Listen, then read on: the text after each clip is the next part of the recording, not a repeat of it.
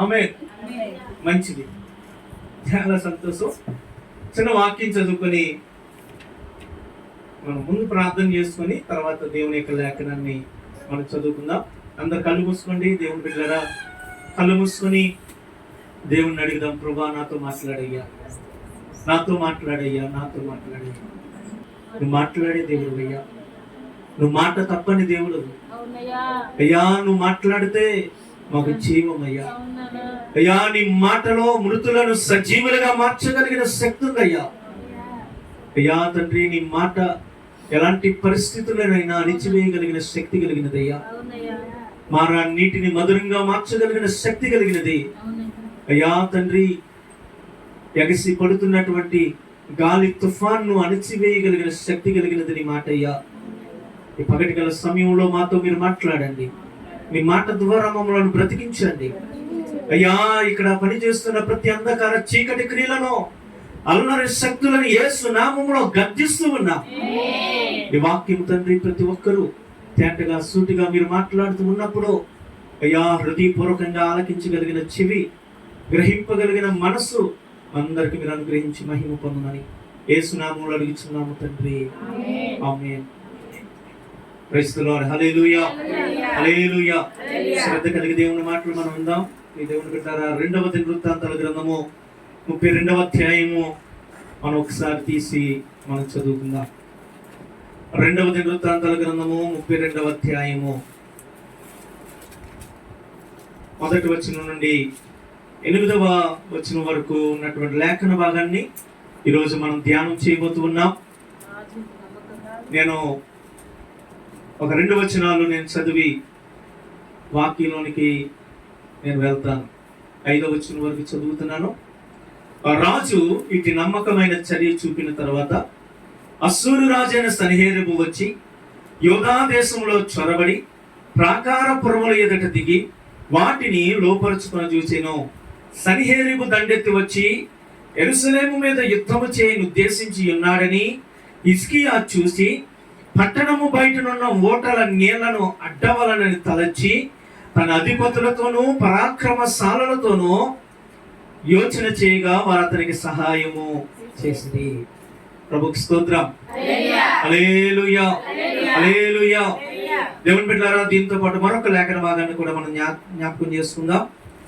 ఒకసారి చూడండి. కొరింథీయులకు రాసినటువంటి పత్రిక, కొరింథీయులకు రాసిన 2వ పత్రిక, కొరింథీయులకు రాసినటువంటి 2వ పత్రిక 2వ అధ్యాయము 11వ వచనం. నేనేమైనానో క్షమించి ఉంటే సాతాను మనలను మోసపరచుకున్నట్లు మీ నిమిత్తము క్రీస్తు సముఖమునందు క్షమించి ఉన్నాను. సాతాను తంత్రములను మనము ఎరగని వారము కాము. ప్రభుకి స్తోత్రం. అందరూ 2 చేతుల పైకి దేశే నామమున కనపడుతామా? హల్లెలూయా, హల్లెలూయా. చాలా సంతోషం. ప్రియ దేవుని బిడ్డలారా, శ్రద్ధ కలిగిన వారంగా దేవుని మాటలు మనం జాగ్రత్తగా ఉందాం. 2 లేఖన భాగాలు మనం చదువుకున్నాం. మొదటి లేఖన భాగం, 2వ లేఖన భాగాన్ని మనం జ్ఞాపకం చేసుకుంటే, ఇక్కడ మొదటి లేఖన భాగంలో ఆయనను ఎరిగినటువంటి తన బిడ్డైన, తన కుమారుడైన హిజ్కియా అనేటటువంటి రాజు మీదకి సన్హెరీబు అనే శత్రువు యుద్ధానికి వచ్చినటువంటి సందర్భం ఇది. హల్లెలూయా.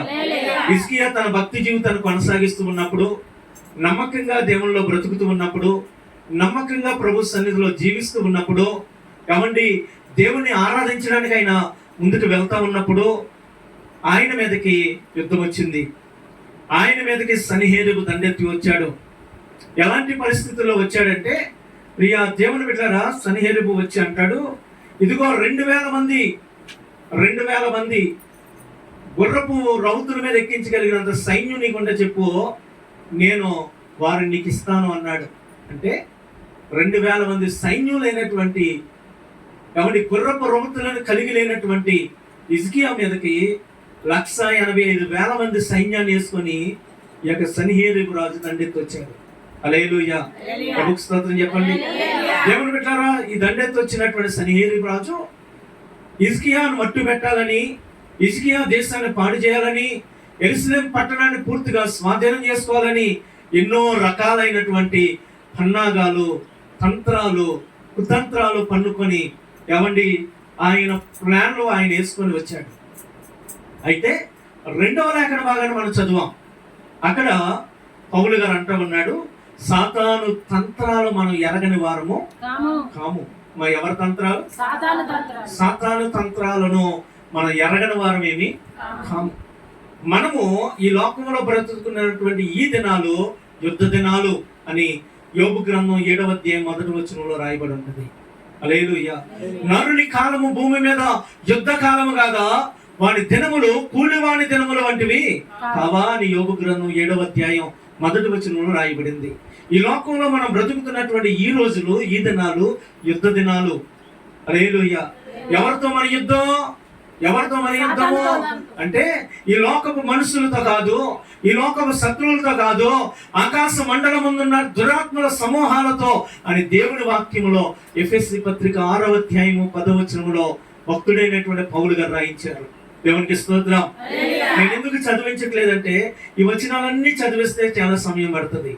కాబట్టి దేవుని బిడ్డలారా, ఇవన్నీ మనకు తెలిసినటువంటి వచనాలే. మన యుద్ధము మనుషులతో కాదు, మన శత్రువు ఈ లోకపు మనుషులు కాదు, ఈ లోకపు అధికారులు కాదు, ఆకాశ మండలం అందున్న దురాత్మల సమూహాలతో దేవుని బిడ్డలు ఎప్పుడు పోరాడుతూ ఉంటారు. అయితే వాడితో పోరాడే మనము వాడి యొక్క తంత్రాలను ఎరిగిన వారిగా మనం ఉండాలి. హల్లెలూయా. వాడి తంత్రాలు ఎరిగినటువంటి మనము మనలను మనం భద్రం చేసుకునేటటువంటి భక్తి జీవితాన్ని కలిగిన వారంగా మనం ఉండాలా. ప్రభుకి స్తోత్రం చెప్పండి. హల్లెలూయా, హల్లెలూయా. ప్రియమైనటువంటి దేవుని బిడ్డలారా, ఈరోజు వాడి తంత్రాలు ఎలా ఉంటాయి? ఈ లోకంలో యుద్ధంగా భక్తి జీవితంలో ఎవరి యుద్ధ రంగంలో సాతానుతో పోరాడుతున్నటువంటి మనకి సాతాను యొక్క తంత్రాలు మనం ఎరిగిన వారంగా మనం యుద్ధం చేయాలా. మన యుద్ధ ఆయుధాలు చాలా ఉన్నాయి. ఎఫెసీ పత్రిక 6వ అధ్యాయం నుంచి మనం చూద్దాం మన యుద్ధ ఆయుధాలు ఏమున్నాయో. ఒకసారి ఆ వచనాలు మనం ఒకసారి తీసి చదువుదాం.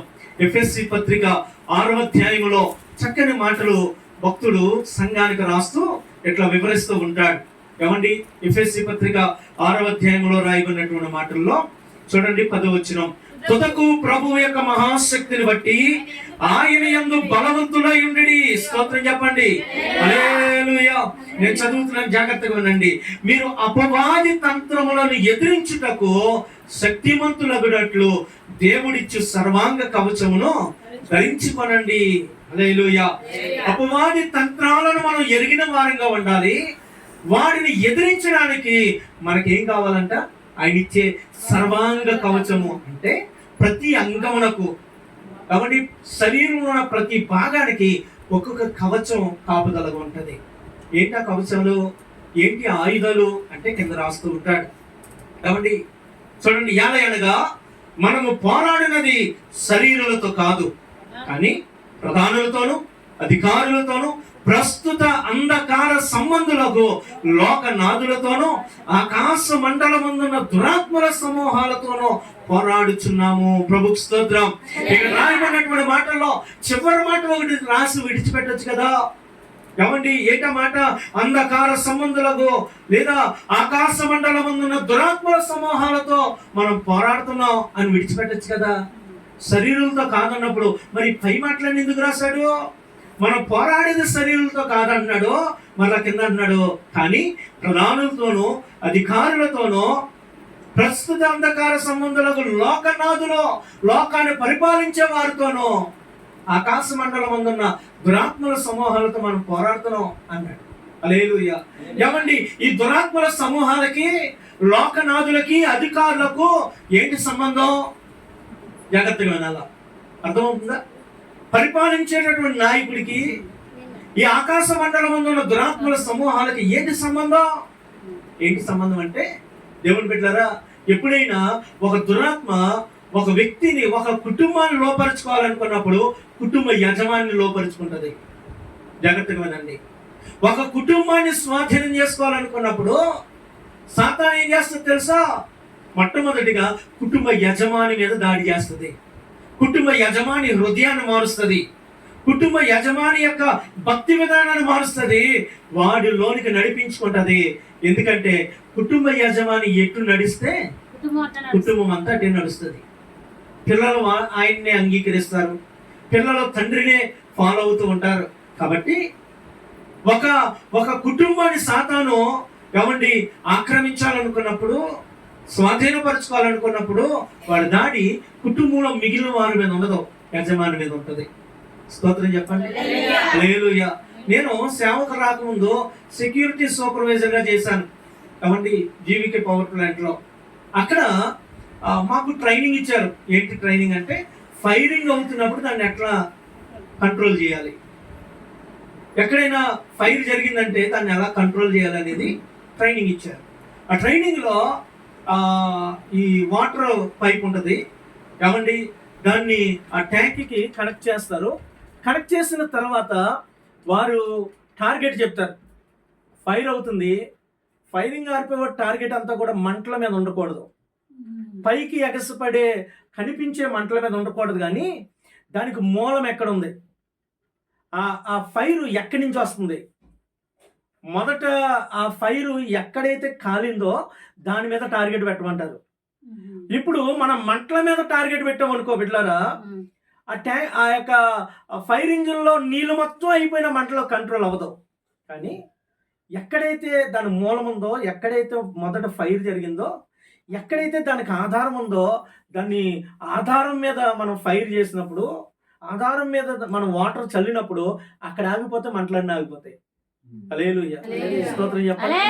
ఎందుకంటే ఆ మంటలు మండడానికి కారణం అది. అలాగే కుటుంబాన్ని లోపరుచుకోవడానికి సాతాను చేసే పని ఏంటంటే కుటుంబ యజమాని మీద దాడి చేస్తుంది. అలాగే ఒక పట్టణాన్ని లోపరుచుకోవాలంటే అధికారి మీద దాడి చేస్తుంది. ఒక దేశాన్ని లోపరుచుకోవాలంటే దేశాన్ని పరిపాలించే నాయకుని మీద ప్రభావితం చేస్తుంది. అందుకే ఇక్కడ వాక్యంలో రాయబడింది, ఏలయనగా మనం పోరాడేది శరీరాలతో కాదు. ఎవరితో మరి? ప్రధానులతో, అధికారులతో, ప్రస్తుత అంధకార సంబంధులకు, లోకనాథులతో, వాడి చెప్పు చేతల్లో ఉన్నటువంటి అధికారుల మీద మనం పోరాటం, వారి మనస్సుల మీద పోరాటం, వారి హృదయాలు మార్చబడాలని పోరాటం. అదే కదా ఉపవాస ప్రార్థనలో సంఘాలన్నీ ఏకదాటిగా ప్రార్థించేది దేని కొరకు? అయ్యా మా దేశాన్ని మార్చేయ్యా, మా దేశ నాయకులకు మంచి మనసు దయచేయ్యా, మా మా మా ప్రాంతాన్ని పరిపాలించే నాయకులను మార్చండి అయ్యా. ఇదే కదా మన ప్రార్థన, ఇదే కదా మన పోరాటం. దేవునికి స్తోత్రం చెప్పండి.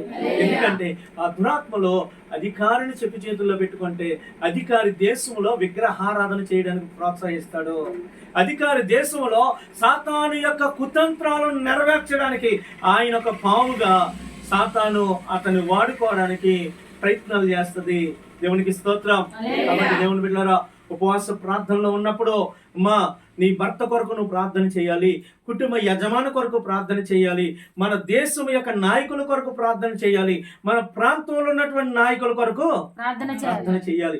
రాత్రి మనం ఒక మీటింగ్కి వెళ్ళాం. అక్కడ ఒక అన్న వచ్చాడు, నేను పేర్లు చెప్పదలుచుకోవట్లేదు, కానీ ఒక అన్న వచ్చాడు.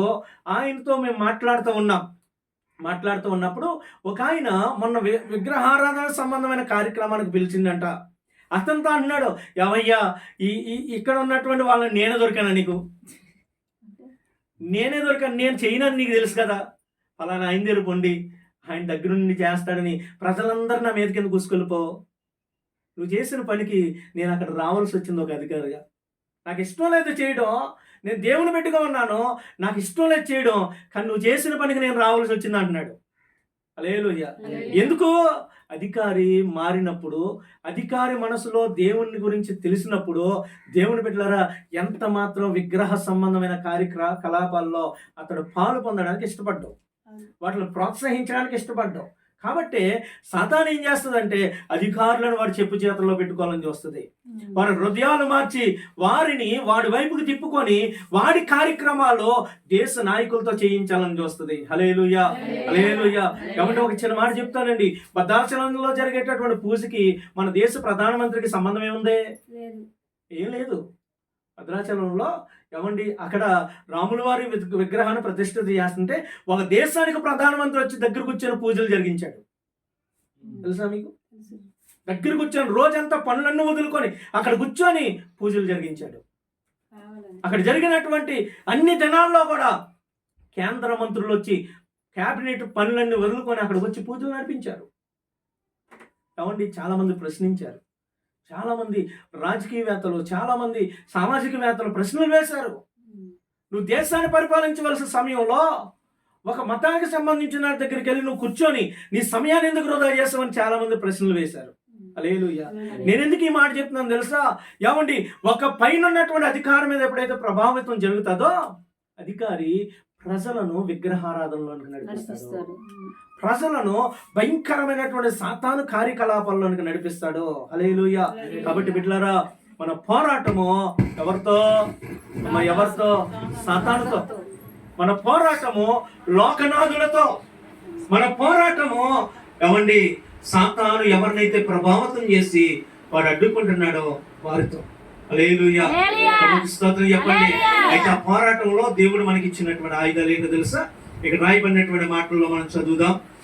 చూడండి 13వ వచనం. అందుచేతను మీరు ఆపద్దినమందు వారిని ఎదురించుటకు. ఏ దినమమ్మా? ఆపద దినం. ప్రమాదకరమైన సమయాల్లో మనం ఎదిరించడానికి కత్తులు, బాంబులు మనం పట్టుకోవాల్సిన అవసరం లేదు. మన దేవుని బిడ్డలంగా మనం ధరించవలసినటువంటి ఆయుధాలు ఏంటో ఇక్కడ చెప్తూ, ఆపద్దినమందు వారిని ఎదిరించుటకు సమస్తమును నెరవేర్చిన వారై నిలవబడుటకు శక్తిమంతులగినట్లు దేవుడిచ్చే సర్వాంగ కవచం ధరించుకోనండి. అనగా మీ నడుమునకు సత్యము అనే దట్టి కట్టుకొని. నడానికి ఏముండాలమ్మా? మా నడానికి ఏంటి? సత్యము అనే. స్తోత్రం. నడానికి బెల్ట్ పెట్టుకో. ఎవరు యుద్ధానికి వెళ్ళేటటువంటి సైనికుడు నడానికి బెల్ట్ ధరిస్తాడు. ఆ బెల్ట్ కి కొన్ని ఆయుధాలు కట్టుకుంటాడు. హల్లెలూయా. ఏమండి, క్రైస్తవ జీవితానికి బెల్ట్ ఏంటి? క్రైస్తవ జీవితంలో నడానికి బిగించుకోవలసినటువంటి బెల్ట్ ఏంటి అంటే సత్యము. సత్యము అనే బెల్ట్ తట్టి. స్తోత్రం చెప్పండి. ఈ సత్యం ఏం చేస్తుంది తెలుసా? నీ ప్యాంట్ జారిపోకుండా కాపాడుతుంది. అమ్మా, బెల్ట్ దేనికి పెట్టుకుంటారు తల్లి? చెప్పండి. అంటే ఆ ప్యాంట్ జారిపోతే ఏం జరిగింది? అవమానం జరుగుతుంది, నవ్వుల పాలవుతుంది. అంటే నువ్వు ఈ లోకంలో నవ్వుల పాలవకుండా ఉండాలంటే సత్యాన్ని నీ నడానికి కట్టుకోవాలా.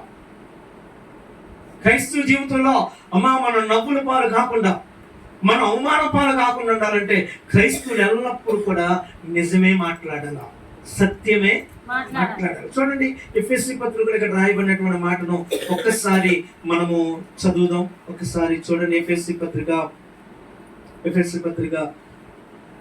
4వ అధ్యాయంలో రాయబడినటువంటి మాటను 15వ వచనం. ప్రేమ కలిగి సత్యము చెప్పుచు క్రీస్తు వలె ఉండుటకు మనం అన్ని విషయములలో ఎదుగుదము. హల్లెలూయా. అమ్మా, క్రీస్తులా ఉండాలంటే ఏం చేయాలంట తల్లి? వింటారా మీరు? జాగ్రత్తగా వినాలా. క్రీస్తు వలె మనం ఉండాలంటే ప్రేమ కలిగి సత్యం చెప్పాలంట. స్తోత్రం. అందుకే ఇక్కడ అంటున్నాడు దేవుని బిడ్డలారా, యాలయనగా మీ నడానికి సత్యం అనే దట్టి కట్టుకోనండి. ప్రభుకి స్తోత్రం. హల్లెలూయా.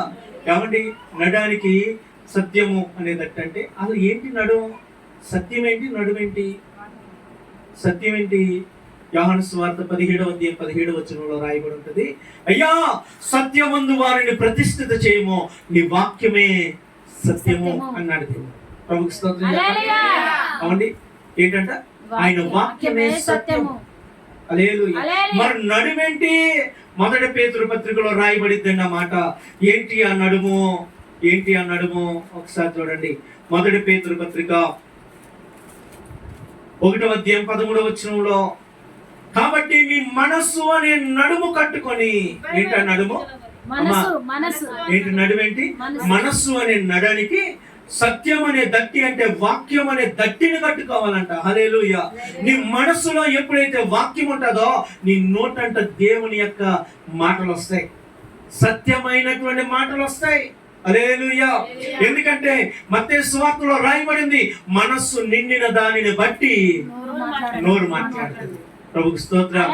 హల్లెలూయా. ఇదిగో లోపల ఒక బిందె ఉందనుకోండి, బిందులో పాలుతో బిందె నింపబడింది అనుకో, గ్లాస్ పెట్టి ముంచితే ఏమొస్తాయి? బయటికి పాలు వస్తాయి. ఫ్యాన్ నీళ్ళు ఉంటే నీళ్ళు వస్తాయి. హల్లెలూయా. మజ్జిగ ఉంటే ఏమండి? అంతే కదా. దాంట్లో ఏదైతే ఉంటుందో అదే వస్తుంది. వాక్యం చెప్తుంది, మీ యొక్క హృదయాన్ని సత్యముతో నింపుకోండి, వాక్యముతో నింపుకోండి, ఆ గట్టిని కట్టుకోనండి అన్నాడు. ఏమండి మరొక మాట ఇక్కడ ఏమని రాయబడింది చూడండి, ఎఫెసీ పత్రిక 6వ అధ్యాయంలో రాయబడిన మాట 14వ వచనం, మీ నడానికి సత్యం అనే దట్టు ఉండాలి, నీతి అనే మైమరువు ఏమండి తొడుక్కోవాలి. హల్లెలూయా. నీతి అనే మైమరువు తొడుక్కోవాలి, పాదములకు సమాధాన సువార్త వలనైన సిద్ధ మనసు అనే జోడు తొడుక్కోవాలి. ప్రభుకి స్తోత్రం. సాతానును ఎదిరించాలంటే విగ్రహమేనండి, సాతాన్ని ఎదిరించాలంటే ఒక ప్రార్థన ఒకటి సరిపోదు. వింటున్నారా? నువ్వు సాతాన్ని జయించడానికి ప్రార్థన ఒకటే సరిపోదు. ఇక్కడ రాయబడింది కదా, ఆపద్దినములో వాడిని నువ్వు ఎదిరించాలంటే సత్యము అనే తట్టి నువ్వు కట్టుకోవాలి. అంటే నువ్వు ఎప్పుడైతే అబద్ధపు బ్రతుకుతూ ఉంటావో నువ్వు సాతానికి అవకాశం ఇచ్చిందని అవుతావు. వాడికి నీ జీవితంలో పని చేయడానికి వాడి చేతికి ఒక అవకాశం నువ్వు ఇచ్చిందని అవుతావు.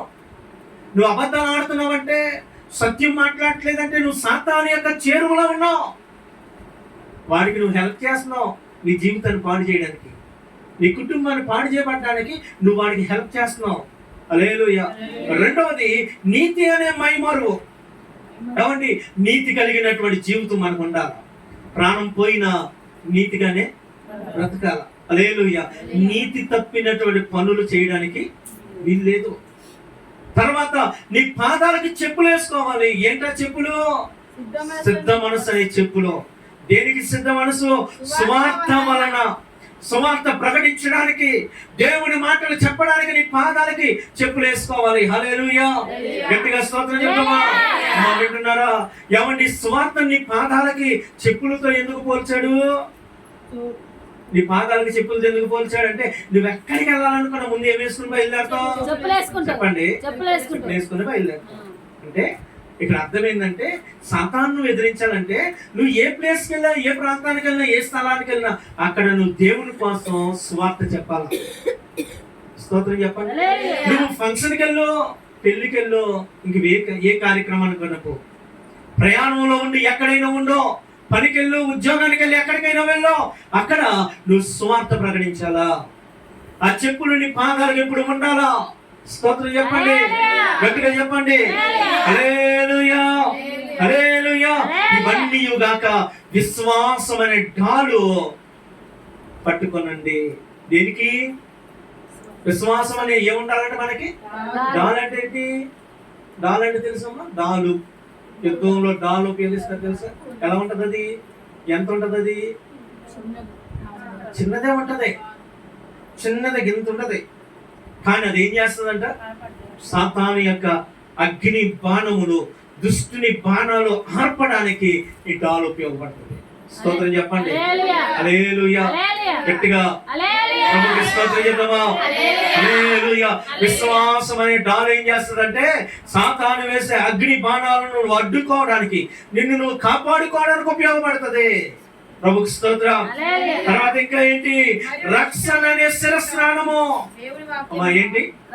నీ యొక్క తలకి ఏముండాలి చెప్పండి అమ్మా. వినండి, పామును కొట్టినప్పుడు ఎక్కడ కొడతారు? తల మీద కొట్టచ్చుగా, పాప మీద కొట్టచ్చుగా.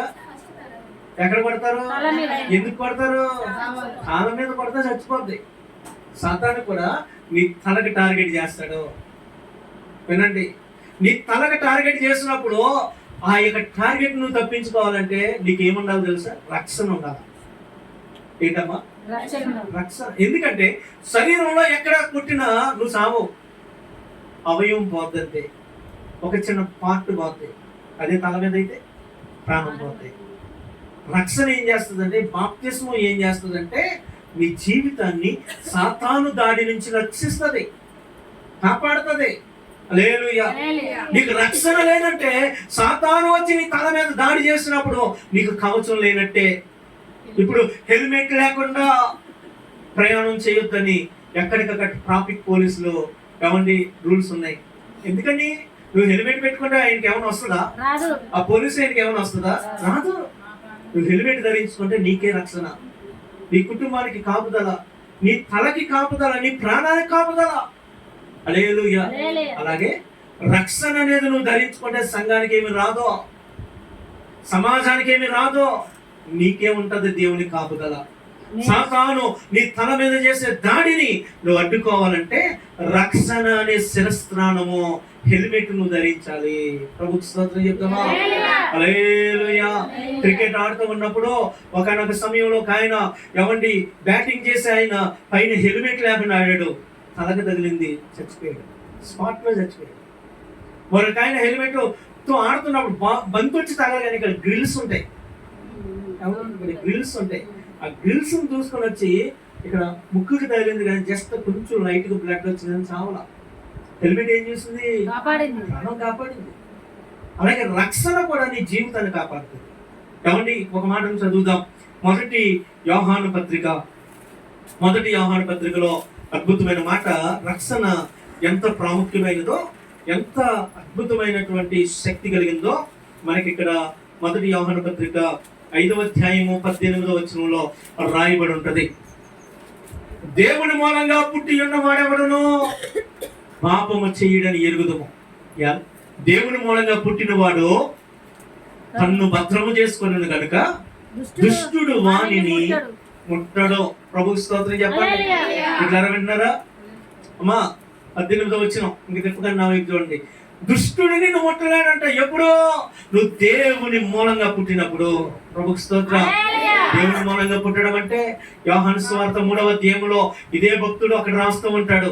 కాబట్టి ప్రభువుని నికోదేము అనే ఒక ఆయన వచ్చి అడుగుతాడు, అయ్యా నిత్య జీవానికి వెళ్ళాలంటే ఏం చేయాలి అంటే అక్కడ యేసయ్య అంటాడు, ఒకడు నీటి మూలంగాను ఆత్మ మూలంగాను జన్మించితేనే గాని వాడు దేవుని రాజ్యాన్ని చూడలేడు. ప్రభుకి స్తోత్రం చెప్పండి. ఏమండి ఇక్కడ దేవుని మూలంగా పుట్టడం అంటే నువ్వు నీటి మూలంగా పుట్టడం, బాప్తిస్మం పొందడం. ఈ రక్షణ నీ తలను కాపాడుతుంది. ప్రభుకి స్తోత్రం. 17వ వచనంలో దేవుని వాక్యము అనే ఆత్మ ఖడ్గాన్ని ధరించుకోనండి. ఏమండి ఇప్పుడు దాకా మనం చూసినవి నువ్వు దుష్టుడు నీ మీద దాడి చేస్తున్నప్పుడు ఎదుర్కోవడానికి, అడ్డుకోవడానికి చూసావు. మరి ఇది దేనికి సంబంధించిందో తెలుసా? నువ్వు ఎదురు దాడి చేయడానికి. జాగ్రత్తగానండి. డాలు దేనికి సంబంధించింది? డాలు వాడు వేసే బాణాలు నువ్వు తట్టుకోవడానికి, అడ్డుకోవడానికి. ఏమండి ఆ డాల్ ఏంటి? విశ్వాసము. హల్లెలూయా. నీతి అనే మైమరువు, అది గుండెకి సంబంధించింది. ఇక్కడ ఏమండి ఈ యొక్క రొమ్ముకి నీతి అనే మైమరువు ధరించుకుంటావు. ఇది దేనికి సంబంధించింది? నీ గుండెను కాపాడుకోవడానికి.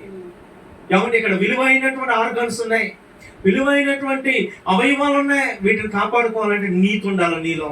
స్తోత్రం చెప్పండి. ఆ నీతి దేవుడు ఇచ్చాడు. సిలువలో దేవుడు మనకు నీతిమంతులుగా మనల్ని తీర్చాడు. ఆ నీతిని నువ్వు కట్టుకోవాలా. హల్లెలూయా.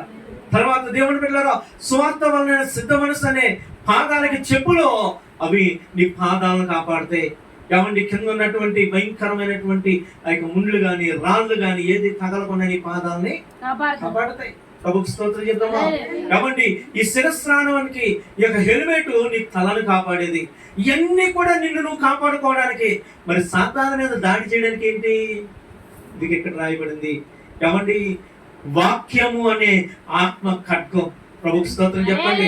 నువ్వు పక్కన విశ్వాసంతో వాడు వేసేటటువంటి బాణాలన్నీ నువ్వు అడ్డుకుంటూ, నీ మీదకి వచ్చే శత్రువు చేసే దాడిని నువ్వు ఎదుర్కొంటూ వాక్యముతో నువ్వు ఎదురు దాడి చేయాలా.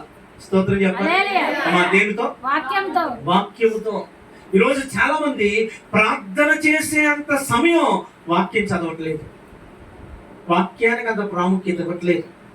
దేవుని బిడ్డలారా, ఇవన్నీ నువ్వు చేసేటటువంటి మిగిలినవన్నీ కూడా నిన్ను కాపాడుకోవడానికి పనికొస్తాయి. మరి నువ్వు వాడిని ఎదిరించాలి కదా. ఎంతసేపు వాడు కొడుతుంటే నువ్వు తట్టుకోవడమేనా? బిడ్డలారా చెప్పండి. ఇప్పుడు నువ్వు ఫైటింగ్కి వెళ్ళావమ్మా, ఎదురింటావుతో నీకు ఫైటింగ్ జరుగుతుంది. ఆమె వచ్చి జుట్టు కట్టుకుంటుంది, నువ్వు తప్పించుకున్నావు, కొడుతుంది, ఇంకా ఎంతసేపు తప్పించుకోవడమేనా? నువ్వు కొట్టవు ఒక దెబ్బ కూడా? చెప్పండి. ఏమంటే కొట్టవా? మరి కొడతానికి ఆయుధం ఏంటి నీ దగ్గర? ఆమె కత్తులు కటారులు వేసుకొచ్చింది, నీ దగ్గర ఆయుధం ఏది? నువ్వు కొట్టాలంటే నీకు దేవుడు ఇచ్చిన ఆయుధం ఏంటంటే వాక్యం. స్తోత్రం చెప్పండి. వాక్యము ముందు ఏది నిలవలేదు. ఆమేన్. హల్లెలూయా. ఆదికాండం 1వ అధ్యాయం 4వ వచనంలో ఏమండి 2-3 వచనాల్లో వెలుగు కలుగును గాక అనగానే దేవుని బిడ్డలారా వెలుగు కలిగింది, చీకటి పారిపోయింది, స్తోత్రం చెప్పండి, గట్టిగా చెప్పండి. వాక్యము నీలో ఉన్నటువంటి పరిశుద్ధతను కాపాడుతుంది. కాబట్టి కీర్తన గ్రంథం 119 కీర్తన 9, 10, 11 వచనాలు చదివితే, అయ్యా యవనస్తులు దేని చేత తన ప్రవర్తన కాపాడుకుంటారు? ఈ వాక్యమును బట్టి దాన్ని సరిగ్గా చూసుకోవడం చేతనే కదా. స్తోత్రం చెప్పండి. దేవుని వాక్యము నీ ప్రవర్తనను కాపాడమే కాదు, సాతాను మీద నువ్వు ఎదురుదాడి చేయడానికి ఉపయోగపడుతుంది. హల్లెలూయా, గట్టిగా స్తోత్రం చెప్తామా. ఈ రోజు దేవుని బిడ్డలారా, అనేక మంది తట్టుకొని వాడు చేసేటటువంటి ప్రతి బాణాన్ని అడ్డుకొని విసిగిపోయి వేసారిపోయి చివరికి వాడికి లొంగిపోయే పరిస్థితులు ఎందుకు వస్తున్నాయి తెలుసా? సాతానికి లొంగిపోయి ఓడిపోయే పరిస్థితులు ఎందుకు వస్తున్నాయి తెలుసా? వాక్యము వారిలో లేక, వాక్యం అనే ఖడ్గము వారికి అర్థమవుతుందా? స్తోత్రం చెప్పండి, చెప్పండి. నువ్వు ఎదుర్కొన్నావు తల్లి, వెరీ గుడ్. ఎదుర్కొన్నావు, చాలా బాగుంది. ఎంతకాలం అని ఎదుర్కోగలవు? ఎంతసేపు అని ఎదుర్కొంటావు? ఎదుర్కొన్నాడు దెబ్బ మీద దెబ్బ పడుతుంటే నువ్వు ఎంతసేపు అని ఎదుర్కొంటావు? ఎంతసేపు అని ఓపికతో ఉంటావు? విసుగురాదా? ఏంట్రా నాకు ఈ బాధ అనేటటువంటి నిరుత్సాహం అనే బాణం నీ మీదకి వేయడవాడు. నువ్వు ఒక దెబ్బ ఎదుర్కొని ఒక దెబ్బ నువ్వు వాళ్ళు పట్టాలంటే నీకు వాక్యం అనే ఖడ్గం ఉండాలి కదా. ఆ వాక్యం నువ్వు చదవలేనప్పుడు, ఆ వాక్యం నీ హృదయంలో లేనప్పుడు నువ్వు ఎట్లా వాడిని ఎదుర్కొంటావు? స్తోత్రం చెప్పండి. నువ్వు ఏ రకంగా నువ్వు సాతాన్ని జయించగలుగుతావు? ఈరోజు దేవుడు మాట్లాడుతున్నటువంటి మాట, దేవుని వాక్యం అనే ఆత్మ ఖడ్గం నువ్వు ధరించుకోవాలి. స్తోత్ర, హల్లెలూయా. ఆ ఖడ్గము ఎముకలను మూలుకలను సహితము కాబట్టి విభజించగలిగినంత శక్తి కలిగినది, రెండంచులు కలిగినటువంటి ఖడ్గము. ఒక మాటను మనం చదువుదాం, చూడండి. కీర్తన గ్రంథం 150వ కీర్తన గ్రంథం ఒకసారి చూడండి. కీర్తన గ్రంథము ఒక అద్భుతమైన మాట భక్తుడైనటువంటి దావీదు గారు రాస్తూ ఒక చక్కని విషయాన్ని అక్కడ బయలుపరుస్తూ ఉంటాడు. కీర్తన గ్రంథము 149వ కీర్తన 149వ కీర్తన 9వ వచనాన్ని మనం చదువుదాం. విధింపబడిన తీర్పు వారి మీద నడుపుటకు వారి చేతిలో దానికన్నా ముందు 8వ వచనం నుంచి చదువుతున్నాను, 7వ వచనం నుంచి చదువుతున్నాను. చూడండి. అన్యజనులకు ప్రతిదండన చేయుటకును ప్రజలను శిక్షించుటకును గొలుసులతో వారి ఎవరిని మనం పోరాడేది ఎవరితో చెప్పును?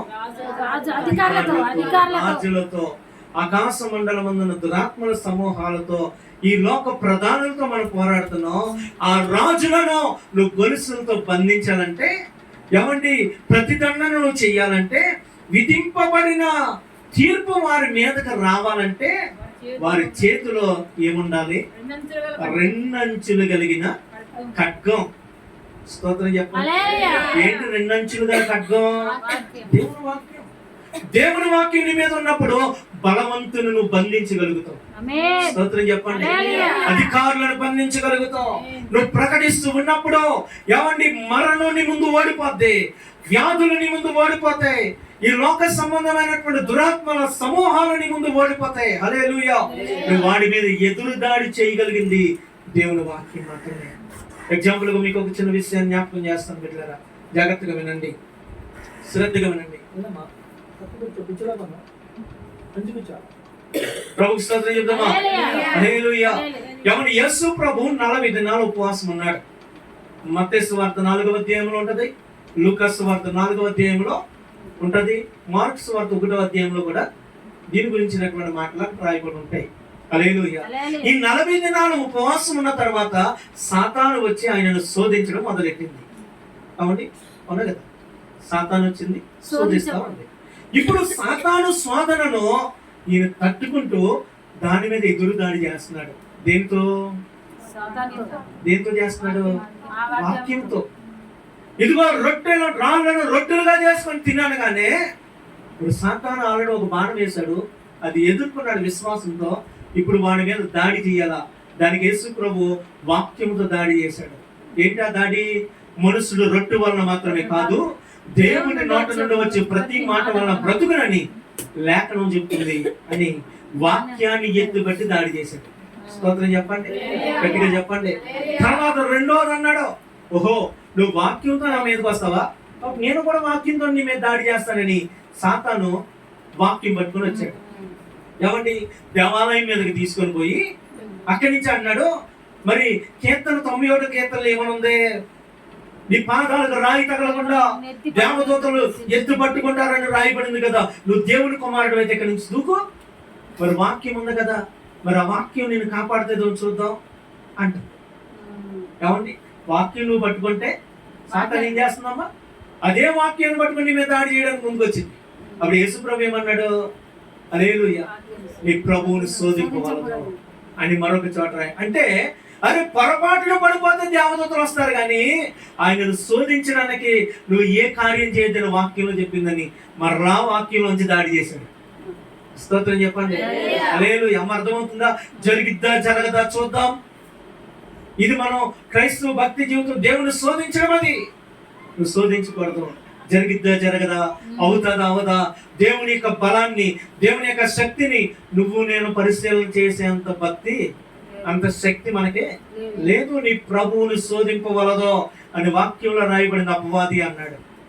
ఇప్పుడు మూడవది, అరే ఇంక ఇలాగ కూడా లొంగలేదని ఇంక వాక్యాన్ని పక్కన పెట్టి ఒక పర్వతం మీదకి తేయిన కొండ మీద తీసుకుని వెళ్ళి లోక రాజ్యాలన్నిటిని చూపించి అంటుంది.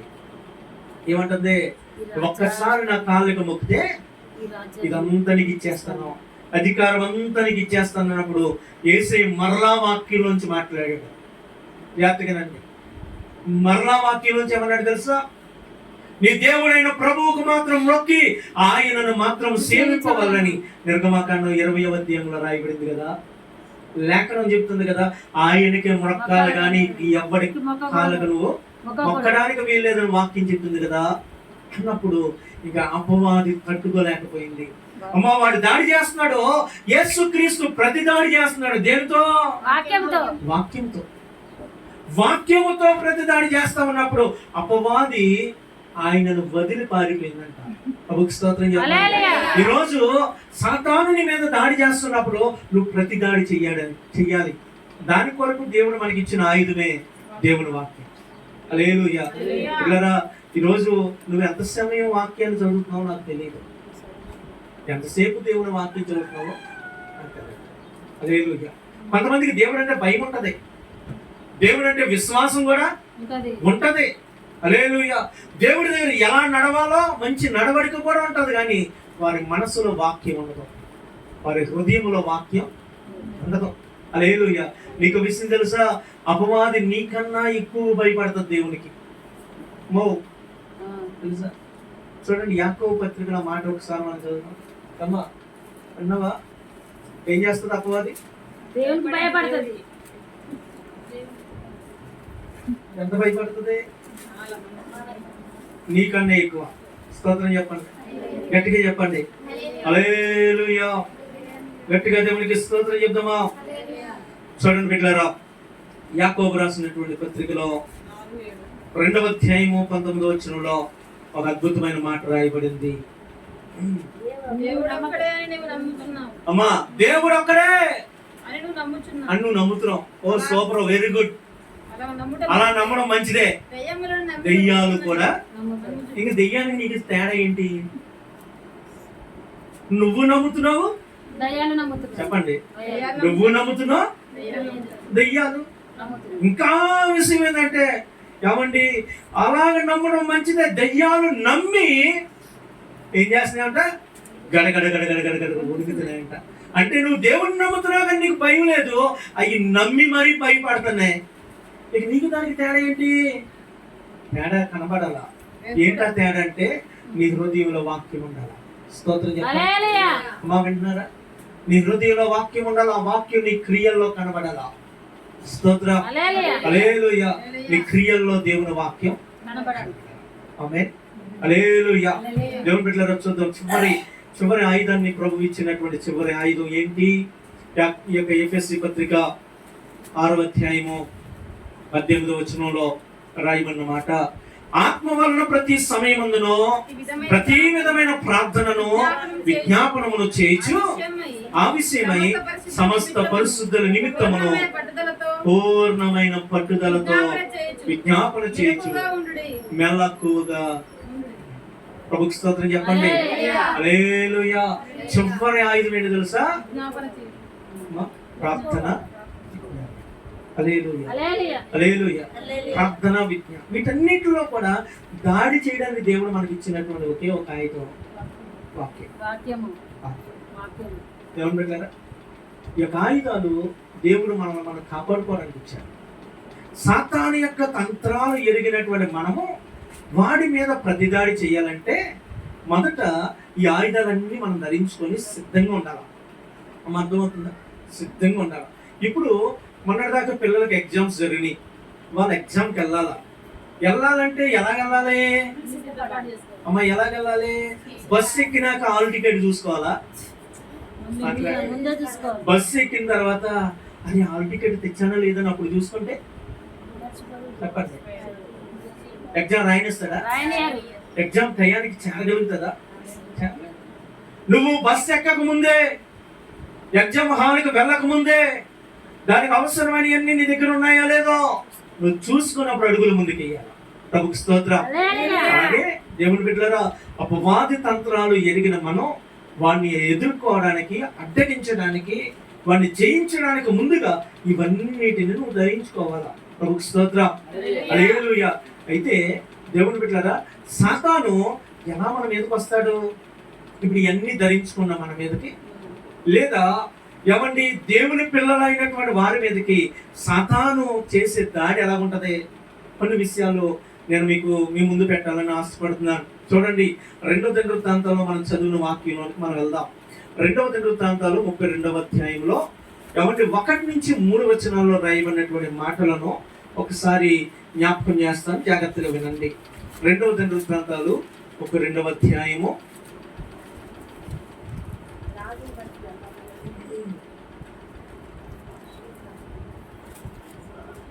3వ వచనంలో రాయబడింది, పట్టణము బయట ఉన్న ఓటల నీళ్లను అడ్డవలనని. స్తోత్రం చెప్పండి. హల్లెలూయా. అమ్మా, శత్రువుని మీద దాడి చేసినప్పుడు ఫస్ట్ వాడు ఏం చేస్తాడో తెలుసా? నీకు కొన్ని వసతులు అందకుండా ఆఫ్ చేస్తాడు. శ్రద్ధగానండి. నీకు వాడు కొన్నిటిని దూరం చేయాలని చూస్తాడు. అది డైరెక్ట్ గా నీ మీదకి వచ్చి దాడి చేయడు. శ్రద్ధగా అలా ఎప్పుడు కూడా వాడు డైరెక్ట్ గా నీ మీదకి వచ్చి దాడి చేయడు. ఆ దాడి చేయడానికి ముందు నిన్ను బలహీనపరచాలని చూస్తాడు. కొన్ని విషయాల్లో నీకు దూరం చేయాలని చూస్తాడు. మొట్టమొదటి వాడు దూరం చేయాలనుకునేది ఏంటో తెలుసా? కాబట్టి నీళ్లు. ఏంటమ్మా? నీరు, వాటర్. శత్రువు ఒక దేశానికి వచ్చి ముట్టడి వేసినప్పుడు ఆ దేశంలో ఉన్నటువంటి ఆ దేశానికి ప్రవహించే నదులన్నీ అడ్డుకుంటాడంట. ఎందుకంటే వీళ్ళరా ఒక అనాలిసిస్ ఉంది. ఏమంటే సైంటిస్టులు ఒక అనాలిసిస్ చేశారు. ఏంటి అంటే, ఒక మనిషి పూర్తిగా భోజనం తినకుండా 21 రోజులు బతుకుతాడంట. ఎన్ని రోజులమ్మా? 21 రోజులు. ముద్ద లోనికి వెళ్ళకుండా 21 రోజులు బతకగలరు పూర్తిగా, ఒక్క పూట కూడా తినకుండా. అలాగే వాటర్ తాగకుండా 11 రోజులే బతుకుతాడంట. ఎన్ని రోజులు? వాటర్ తాగకుండా ఈ లాలాజలం మింగిపోతుంది. అర్థమైందా? 11 days 11 దినాలు బతకగలుగుతాడు. ఏమండి, ఊపిరి పీల్చుకుంటే 8 నిమిషాలు. ఒకప్పుడు అది రికార్డు, మరి ఇప్పుడు ఏమైనా పెరిగిందేమో నాకు తెలియదు. ఊపిరి పీల్చకుండా రికార్డు స్థాయిలో 8 నిమిషాలు ఉండేది. మరి ఇప్పుడు ఇంకా ఏమైనా 1-2 నిమిషాలు పెరిగితే కరగచ్చు. ఇప్పుడు గాలి అడ్డగించగలరా? గాలిని ఆఫ్ చేయగలరా? ఆపలేదు. ఏమంటే ఒకవేళ భోజనాన్ని ఆఫ్ చేస్తుంది 21 రోజులు యుద్ధం చేయాలా? ఇంకా తక్కువ యుద్ధం చేయాలంటే ఏమట్టుకోవాలి? నీళ్ళు అడ్డుకోవాలి. నీళ్ళు అడ్డుకుంటే దప్పికతో వాడు పరిగెత్తలేడు, దప్పికతో వాడు అరవలేడు, గొంతు ఎండిపోయిన తర్వాత వాడి కేకలో. కాబట్టి శత్రువు ఒకరి మీద యుద్ధానికి వచ్చినప్పుడు నీళ్ళను అడ్డగిస్తాడు. నీరు అనగా వాక్యానుసారంగా, ఏమంటే దేవుని యొక్క బైబిల్ అనుసారంగా నీరు వాక్యానికి గుర్తు. ప్రభుకి స్తోత్రం చెప్పండి. ఒక సంఘం మీద సాతాను దాడి చేయాలనుకున్నప్పుడు, సంఘ విశ్వాసం మీద దాడి చేయాలనుకున్నప్పుడు సంఘానికి సరైన వాక్యం లేకుండా దూరం చేస్తాడు. వాక్యం చెప్పే సేవకుడు లేకుండా దూరం చేస్తాడు. హల్లెలూయా. హల్లెలూయా. దేవుని బిడ్డలారా వింటున్నారా? నీకు సరైన వాక్యం అందట్లేదంటే నీవు సాతాను యొక్క దాడిలో భాగంగా ఉన్నావు. వాడు నీ మీద యుద్ధానికి ఆల్రెడీ సిద్ధపడ్డాడు అని అర్థం. సరైన వాక్యం ఏంటి? కొంతమంది అనుకుంటూ ఉంటారు, మాకు వాక్యం అందుతుంది కదా, మా పాస్టర్ గారు ఉన్నాడు, వాక్యం చెప్తున్నాడు కదా. ఏమండి, ఇక్కడ బైబిల్ చెప్తుంది సరైనటువంటి వాక్యం. ఏ వాక్యం అమ్మా? చెప్పండి. సరి అయిన వాక్యం. ఇదేంటి, సరైన వాక్యం కూడా ఉందా? ఈ బైబిలే కదా మొత్తం వాక్యం అంతా కూడా. మరి సరైన వాక్యం ఏంటి అంటే, చెప్పబడే వాక్యము సరైన రీతిలో ప్రకటించబడాలి. ఏంటి సరైన రీతి? ఒకసారి చూడండి, తిమోతికి రాసినటువంటి పత్రికలో ఇక్కడ రాయబడినటువంటి మాటలను మనం ఒకసారి చదువుదాం. తిమోతికి రాసినటువంటి పత్రిక, రెండవ తిమోతి పత్రిక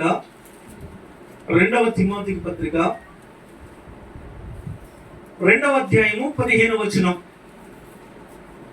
ఇక్కడ దైవజనుడికి పత్రికను రాస్తూ, దేవుని ఎదుట యోగ్యునిగాను సిగ్గుపడనక్కరలేని పనివానిగాను సత్యవాక్యమును సరిగ్గా ఉపదేశించువానిగాను.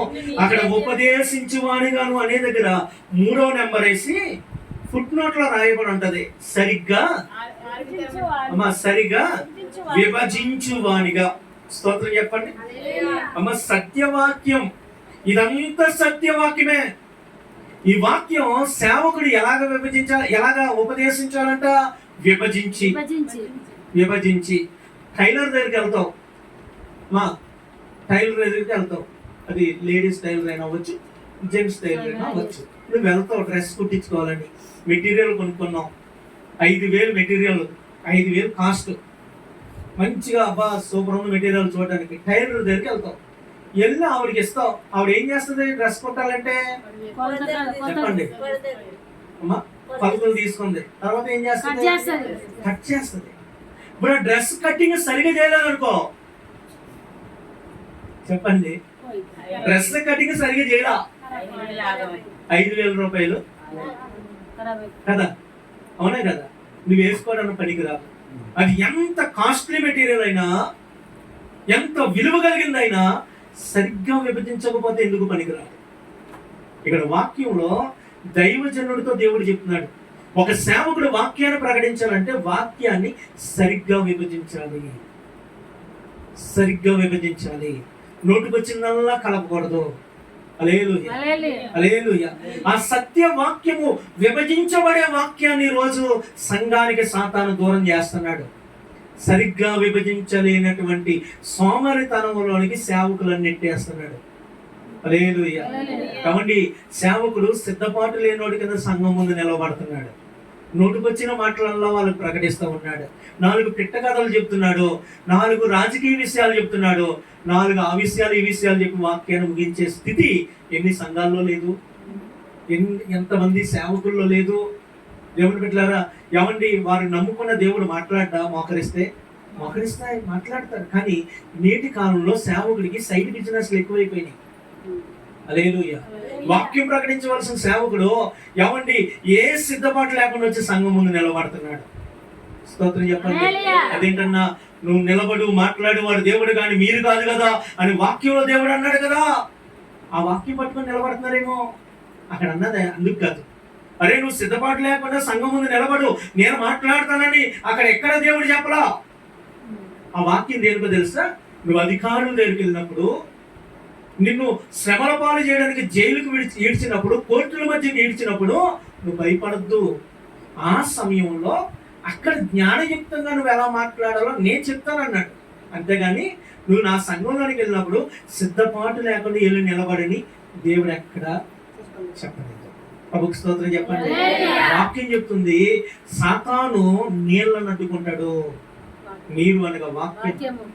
కాబట్టి వాక్యాన్ని ఎలా అడ్డుకున్నాడు, ఎలా పాడు చేస్తున్నాడు అంటే, దేవుని బిడ్డలారా, ఆ వాక్యాన్ని సరిగ్గా విభజించకుండా సత్యవాక్యాన్ని, విలువ కలిగిన అమూల్యమైన వాక్యాన్ని సాతాను పాడు చేస్తూ ఉన్నాడు.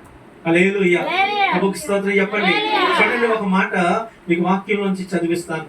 ఏమండి, యెహెజ్కేలు పత్రిక 34వ అధ్యాయం, యెహెజ్కేలు గ్రంథం 34వ అధ్యాయము 34వ అధ్యాయము 18వ వచనం. విశేషముగా భేదము కనుగొని విశేషముగా మేత వేసి మిగిలిన దాన్ని కాళ్ళతో త్రొక్కుట మీకు చాలదా? మీరు స్వచ్ఛమైన నీరు త్రాగి మిగిలిన దాన్ని కాళ్ళతో కలకలు చేయుట మీకు చాలదా? మీరు కాళ్ళతో త్రొక్కిన దాన్ని నా గొర్రెలు మేయవలెనా? కాళ్ళతో మీరు బురదగా కలిపిన దాన్ని అవి త్రాగవలెనా? ఎవరితో మాట్లాడుతున్నాడు ఈ మాటలో? అమ్మా, ఎవరితో మాట్లాడుతున్నాడో 2వ వచనంలో మాట్లాడుతున్నాడు చూడండి. ప్రభువగు యెహోవా సెలవిచ్చినదేమనగా, తమ కడుపు నింపుకొని ఇశ్రాయేలీయుల కాపరులకు శ్రమ. హల్లెలూయా. ఎవరికి? కడుపు కొరకు, పట్ట కూటి కొరకు సేవకొచ్చి సేవ చేస్తూ సంఘానికి బురద నీళ్లు కలిపినటువంటి, బురద చేసిన నీళ్లు పట్టించే సేవకుల కోసం మాట్లాడుతున్నాడు. కాళ్ళతో త్రొక్కినటువంటి మేత పెట్టే సేవకుల కొరకు మాట్లాడుతున్నాడు. అర్థవంతుగా పెట్టారా? వాక్యం అనేది దైవజనుడు ఎంతో ప్రార్థనా పూర్వకంగా సిద్ధపడి విభజించి మీకు పెట్టాలా. హల్లెలూయా. సంఘానికి పెట్టాలా. ఆ వాక్యము అప్పుడు సంఘంలో పనిచేస్తుంది, సాతాన్ని ఎదిరించడానికి విశ్వాసంలో బలపరుస్తుంది. హల్లెలూయా. కాబట్టి ఇంకా సత్యవాక్యము విభజించబడకుండా మలినమైపోతుంది. రెండోది చూడండి, 4వ అధ్యాయము, ఈ 2వ తిమోతి 4వ అధ్యాయంలో ఇక్కడ రాయబడినటువంటి మాటల్లో జ్ఞాపకం చేసుకుందాం. 4వ అధ్యాయము 2వ వచనం. వాక్యమును ప్రకటించుము, సమయమందును అసమయమందును. అమ్మా, ఏంటంటే వాక్యాన్ని ప్రకటించు. ఎప్పుడు ప్రకటించాలయ్యా? ఆదివారం వస్తేనే నేను ప్రకటిస్తా, ఆదివారానికి ముందు నేను సిద్ధపడతా. వాక్యం అలా చెప్పట్లా. ఒక ఆదివారమే అనలేదు, ఒక శుక్రవారమే, ఒక శనివారమే అనలేదు. సమయమందు అసమయం అంటే టైం బాగాలేదండి అంటారు కదా. ఏ టైం అయినా మిడ్ నైట్ లేపి వాక్యం చెప్పమన్న సేవకుడు సిద్ధపడి ఉండాలా. స్తోత్రం చెప్పండి, గట్టిగా చెప్పండి. అయ్యో అన్నా నేను ప్రిపేర్ అవ్వలేదన్నా అంటే సేవకు పనికి రాడు. వాక్యం చెప్తాను. అన్నా నేను సిద్ధపడలేదన్నంటే సిద్ధపడకుండా ఏం చేస్తున్నావు? సిద్ధపడాలి. సిద్ధపాటు కలిగిన జీవితం. అరే, నువ్వు వాక్యం చెప్పడానికే సిద్ధపడకపోతే ఇంక దేవుని రాజ్యానికి ఏం ఎత్తపడతావు? అమ్మా, అప్పటికప్పుడు చెప్తారు పాస్టర్ గారు, అమ్మా ప్రార్థన ఉందో రండి అంటే, అన్నా నేను సిద్ధపడలేదన్నా. అప్పటికప్పుడు అమ్మా ఈరోజు బలారాధన ఇస్తా, ఎంతమంది తీసుకుంటారంటే కొన్ని చేతులు లేవు. అవండి, అన్నా నేను సిద్ధపడలేదన్నా. అరే, నువ్వు ఆదివారం ఆరాధనకు వచ్చి బలారాధనకే సిద్ధపడకపోతే ఇంక దేవుని రాజ్యానికి ఏం వెళ్తావు నువ్వు? స్తోత్రం చెప్పండి. హల్లెలూయా. దేవుని బిడ్డలారా, వాక్యములో సరి కొంచెం ముందుకు వెళ్దాం.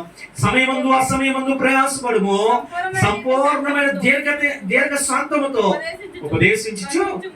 మా వాక్యములో మొదట విభజన ఉండాలా, సరిగ్గా విభజించాలా. రెండోది ఏముండాలంట? ఖండించాలా. ఏముండాలండి వాక్యంలో? ఖండించాలి. దేన్ని ఖండించాలి? ఇప్పుడు పిలకలు వస్తూ ఉంటాయి. ఇప్పుడు టేకు మొక్క వేసాడు అనుకోండి సుధాకర్ అన్న, టేకు మొక్క వేసిన పక్కన ఏం చేయమస్తాయమ్మా?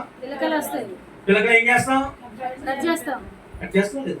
అలాగే ఒక ఆత్మీయ జీవితంలో లోకం అనే పిలకలు పక్క నుంచి వస్తాయి, ఆచారాలు అనే పిలకలు పక్క నుంచి వచ్చినప్పుడు ఇక్కడ చెప్పబడుతున్న వాక్యం వాటిని అన్నింటినీ ఖండించాల.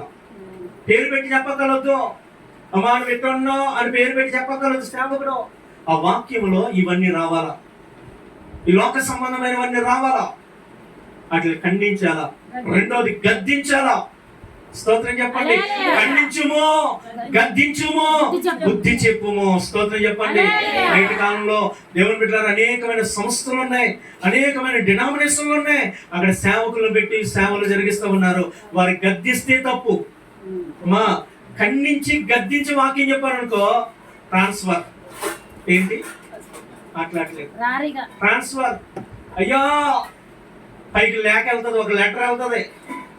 ఈ పాస్టర్ గారు సంఘాన్ని పాడు చేసేస్తున్నాడు. అయ్యా ఏం పాడు చేశాడమ్మా అంటే నువ్వు చేసిన తప్పు గద్దిస్తే పాడు చేసినట్ట మాట్లాడలేదు. కాదే, నువ్వు తప్పు చేస్తావు, వాక్యం అదే చెప్తుంది. వాక్యంలో ఖండన ఉండాలి, గద్దింపు ఉండాలి, బుద్ధి చెప్పడం ఉండాలి. ఆ మూడు ఎవరి సరిగ్గా విభజించబడిన వాక్యములు ఉంటాయి. మరి సరిగ్గా విభజించబడిన వాక్యంలో లేని ఏంటి? ఎవరి సిద్ధపాటు లేని వాక్యంలో లేని ఏంటి? కింద రాయబడింది. ఎందుకనగా జనులు హితబోధను సహింపక దురద చెవులు గలవారై తమ స్వకీయ దురాశలకు అనుకూలమైన బోధకులను తమ కొరకు పోగు చేసుకొని సత్యమునకు చెవినీయక కల్పనా కథల వైపుకు తిరుగు కాలము వచ్చుచున్నది. హల్లెలూయా. స్తోత్రం చెప్పండి. ఏ వాక్యం అంటే ఇది? కల్పనా కథల వాక్యం. వాక్యం ఉండదు, కథలే ఉంటాయి. స్తోత్రం చెప్పండి. కథలే ఉంటాయి, వాక్యాలు ఉండవు. అరే కథలు చెప్పకరా అంటాం కదా. కాబట్టి వాక్యంలో ఆ రకమైనటువంటి విధానంతో వాక్యం ప్రకటిస్తున్నారు. ఈరోజు సాతాను వాక్యాన్ని చెరిపేస్తున్నాడు. విలువైనటువంటి నీళ్లను ఏం చేస్తున్నారంటే సేవకులు కాళ్ళతో బురద చేసి గొర్రెలకి తాగిపిస్తున్నారంట. దేవుడు అంటున్నాడు అక్కడ వారికి శ్రమ. ప్రభుకి స్తోత్రం చెప్పండి. హల్లెలూయా. సాతాను మన మీద దాడి చేయడానికి మొట్టమొదటి వాడు ఏ శాస్త్రం ఏంటో తెలుసా? నీళ్లను దూరం చేస్తాడు. వాక్యం అందకపోతే ఆత్మీయంగా ఒక వ్యక్తి చచ్చిపోతాడు. వాక్యము ఆహారం కాబట్టి వాక్యము మనకి మన జీవితాలకి ప్రాణం. ప్రభుకి స్తోత్రం చెప్పండి. 2వ రాజుల గ్రంథము 6వ అధ్యాయం 24వ వచనంలో రాయబడినటువంటి 2వ మాటను మనం చదువుదాం. 24. అటు తర్వాత తన సైన్యమంతటిని తీసుకొని వచ్చి సోమ్రోనునకు ముట్టడి వేసెను. అప్పుడు సోమ్రోనులో గొప్ప క్షామము కలగగా. హల్లెలూయా. స్తోత్రం చెప్పండి. బెన్హదదు వచ్చి ముట్టడి వేశాడంట పట్టణాన్ని. ముట్టడి వేసినప్పుడు ఏమైందంట? క్షామం అంటే కరువు వచ్చింది. హల్లెలూయా. బయటి నుంచి భోజన పదార్థాలు లోనికి రావు, లోపల ఉన్నటువంటి భోజన పదార్థాలు బయటికి కరువు. కరువు ఏమండి? స్తోత్రం చెప్పండి. మొదట నీళ్లను దూరం చేస్తాడు, రెండోది భోజనాన్ని దూరం చేస్తాడు. హల్లెలూయా. 3వ మాటను కూడా చూద్దాం. యెహోషువ గ్రంథం 6వ అధ్యాయం 1-2 వచనాలు.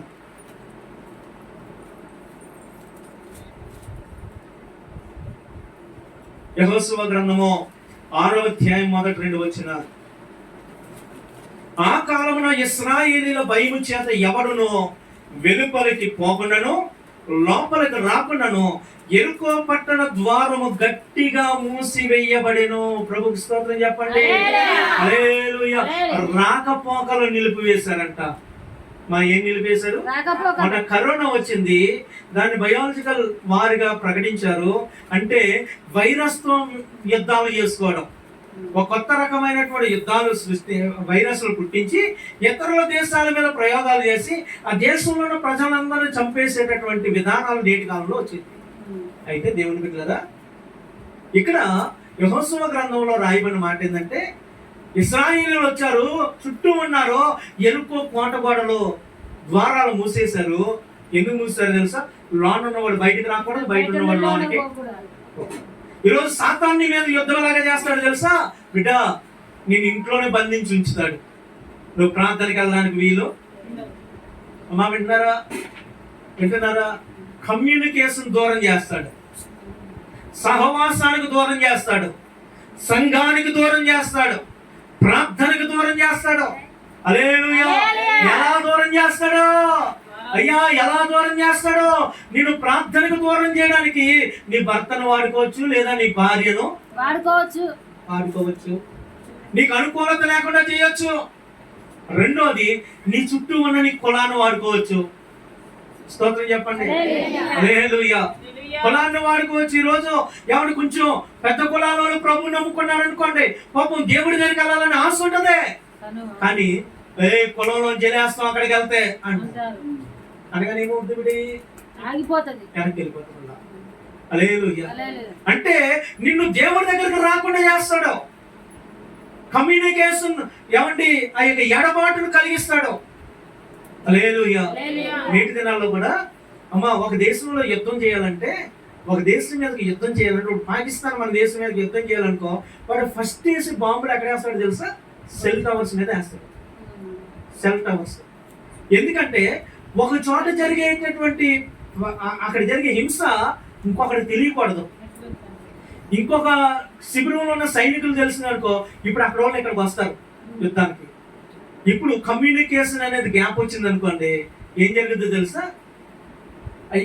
ఈయన మట్టు పెట్టేంత వరకు వాడు అక్కడ మేలుకోడు. అర్థమైందండి?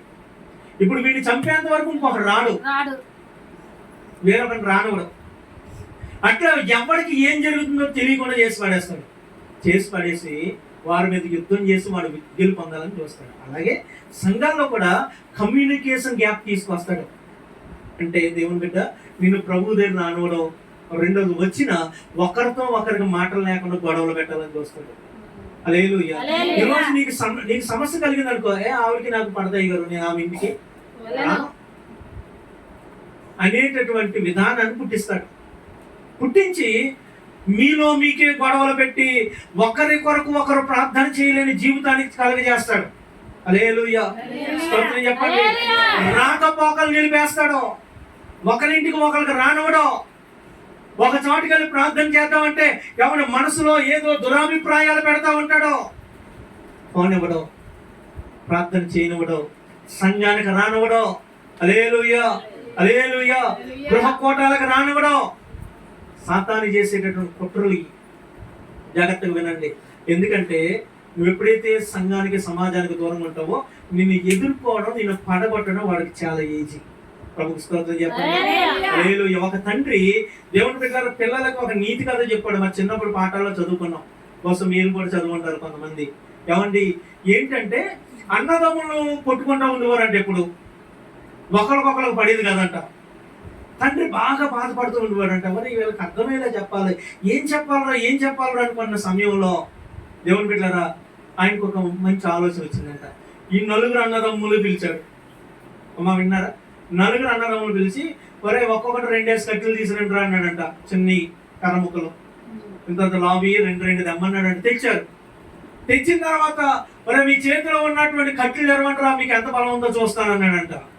అనగానే ఎవడు కాడు ఇట్టంటే ఇట్టే ఇరిసిపడేసిందంట. హల్లెలూయా. ఇరిసిపడేసిన తర్వాత మళ్ళీ అన్నాడంట, అలాంటి ఇంకో 2 బట్టు రండి అన్నాడంట. తీసుకొచ్చి నాకు అప్పుడు అన్నాడంట, అవన్నీ నాకు ఇవ్వండిరా అంటే, నలుగురు అన్నదమ్ములు ఎన్ని తెచ్చారు? 8. ఒక్కొక్కరు 2 కదా. 8 తెచ్చి ఆ 8 ఒక కట్టగట్టిందంట. కట్టగట్టి నువ్వు ఎరవరా ఈసారి మొదటోడికి ఇచ్చాడంట. పెద్దోడికి బలవంతంగా ఇరవాలనుకున్నాడు కదా వాడి వల్ల. అలా నలుగురు అన్నదమ్ములకి ఇచ్చాడు, విరవలేకపోయారు. అప్పుడు అన్నాడంట తండ్రి, చూసారా మీరు ఒంటరిగా నిలవబడితే మిమ్మల్ని ఎవరైనా మీ కట్టి ముక్కలు ఇరిసినట్టు ఇరిసి పాడేస్తారు. మీ బలం సరిపోదు, మీరు ఒంటరిగా పోరాడలేరు. అదే నలుగురు కలిసారనుకో, ఈ 4 కట్టి ముక్కలు ఎరవడం ఎవరి వల్ల కాదు. అలాగే సంఘం ఎప్పుడైతే విడిపోయి ఉంటుందో, లేదా అన్నదమ్ముల కుటుంబాలు ఎప్పుడైతే విడిగా ఉంటాయో, లోకం ఈజీగా వారిని మభ్య పెట్టగలదు, సాతాను ఈజీగా వారిని జయించగలదు, సంఘాన్ని జయించగలదు. అదే సంఘం కలిసి కట్టుకుంది అనుకోండి, ఎవరికి కష్టం వచ్చినా ప్రార్థనలో నిలబడింది అనుకోండి, ఎవరికి శ్రమ కలిగినా నలుగురు వచ్చి అక్కడ కూర్చొని ప్రార్థన చేస్తున్నారు అనుకో, నిన్ను జయించడం సాతాను వల్ల కాదు. ప్రభుకి స్తోత్రం చెప్పండి. హల్లెలూయా. సాతాను సంఘం మీద యుద్ధం చేసేటప్పుడు ఎడబాటు తీసుకొస్తాడు, కమ్యూనికేషన్ గ్యాప్ తీసుకొస్తాడు, రాకపోకలు నిలిపేస్తాడు, నిన్ను ప్రార్థనకు రానివ్వడు, నీలో బద్ధకాన్ని పుట్టిస్తాడు. కొంతమంది పాపం భర్త ఎలమంటాడో ఈవిడికి బద్ధకం. టీవీ సీరియల్ పోతాయి. ఏం పోతామా? చెప్పండి. సీరియల్ చక్రవాకమా ఇప్పుడు ఉందా లేదా? ఓ మధ్యనప్పుడు ఉండేది. అలాగే మరి ఇప్పుడు ఏమేమి సీరియల్ ఉన్నాయో ఏమండి, ఆ సీరియల్ అయిపోతే కొన్ని సీరియల్ పేర్లు చెప్పండి చూసి వాళ్ళు లేదా? గుడి గంటలు, ప్రతి ఇంట్లో రామాయణమే. చెప్పమ్మా, రక్షిత బాగా చెప్పిందంట, రోజు చూస్తుందంటే. హల్లెలూయా. చూసారా, టీవీలో సీరియల్ చూసి వాళ్ళు సపోర్ట్ చేయకుండా ఉన్నారు, మనమేమో ఆరాట పడుతున్నాం ఏం చెప్పాలని. స్తోత్రం చెప్పండి. హల్లెలూయా. బిడ్డా, నేను సంఘానికి రాకుండా నిన్ను కట్టేస్తుంది టీవీ ముందు, నేను కట్టేస్తుంది కుటుంబంలో, పనికి మాలిన ముచ్చట్లో నేను కూర్చుని పెట్టి సంఘానికి దూరం చేసేది ఎందుకు తెలుసా? నిన్ను ఓడించడానికి, నిన్ను నేల పడగొట్టడానికి, నీ జీవితాన్ని నాగం చేయడానికి. సాతాను గాడి కుట్రది. హల్లెలూయా, హల్లెలూయా. కాబట్టి తర్వాత మరొక మాట చెప్తున్నాను చూడండి. 1 సమూయేలు గ్రంథం. అమ్మా ఏంటి టైం అయిందా?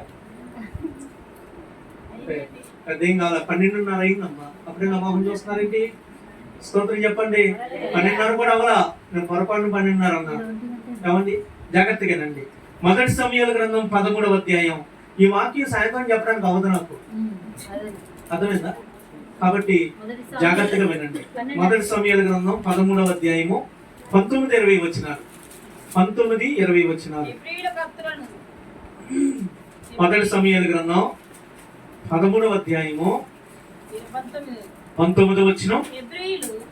హెబ్రీయులు కత్తులను ఈటెలను చేయించుకుందురేమో అని ఫిలిస్తీయులు ఇశ్రాయేలీల దేశమంతటా కమ్మర వాండ్రు లేకుండా చేసిరి. ఏంటంట? ఇశ్రాయేలీలు అరే కత్తులు చేయించుకుంటారేమో, ఈటలు చేయించుకుంటారేమో, గొడ్డలు చేయించుకుంటారేమో. ఇప్పుడు అవన్నీ వెళ్ళాలి, ఆయుధాలు బలంగా ఉన్నాయి అనుకో, మన మీద యుద్ధం ఈజీగా చేయొచ్చు. కాబట్టి వాళ్ళు మన మీద యుద్ధానికి వచ్చినప్పుడు వాళ్ళ దగ్గర ఆయుధాలు లేకుండా చేయాలని అమ్మా ఫిలిస్తీన్లు ఏం చేశారంట?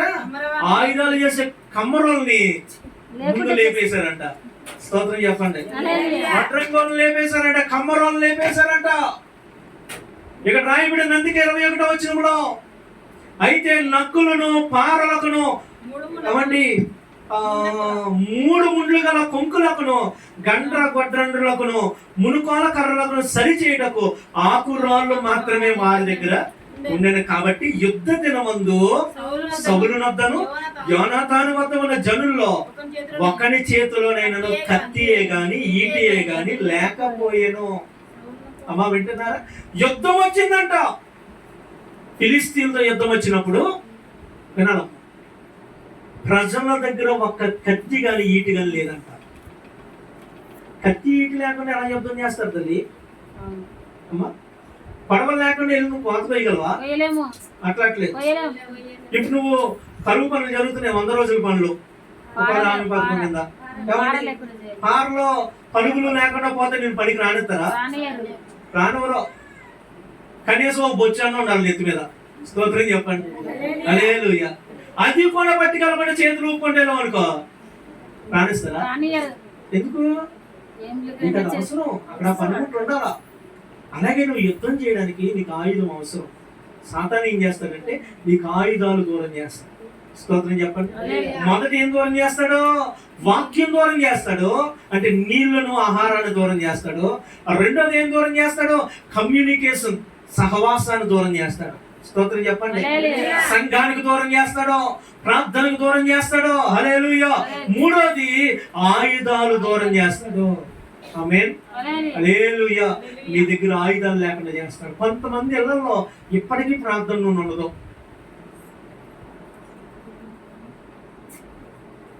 ఉందా? మీ ఇంట్లో ప్రార్థన ఉందా?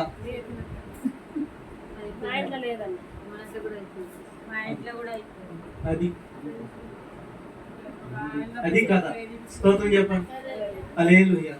సాతాను ఏమండి వాడిని జయించే ఆయుధం నీ దగ్గర లేకుండా చేస్తాడు. యేసు రక్తాన్ని నీకు దూరం చేస్తాడు, ప్రార్థన అనే ఆయుధాన్ని దూరం చేస్తాడు. ఇలా మనం కొన్ని ఆయుధాలు చెప్పుకున్నాం. ఏంటి ఆయుధాలు? విశ్వాసము అనే తాలు, సువార్త అనే చెప్పులు. ఈరోజు సంఘం సువార్త ప్రకటించలేకపోతున్నారు. కొద్దిగా నాకు అక్క చెప్తా ఉంది, అన్న ఆమె ఆ రేణుకి ఎప్పుడు ప్రార్థనకు పోలేదన్న, చక్కగా తీసుకెళ్ళింది అక్క. ఈరోజు సంఘానికి సువార్త ప్రకటించాలనే ఆయుధం లేదు. ఆయుధం. నువ్వు సువార్త ప్రకటిస్తే నీ పాదాలను దేవుడు సుందరమయంగా మారుస్తాడంట.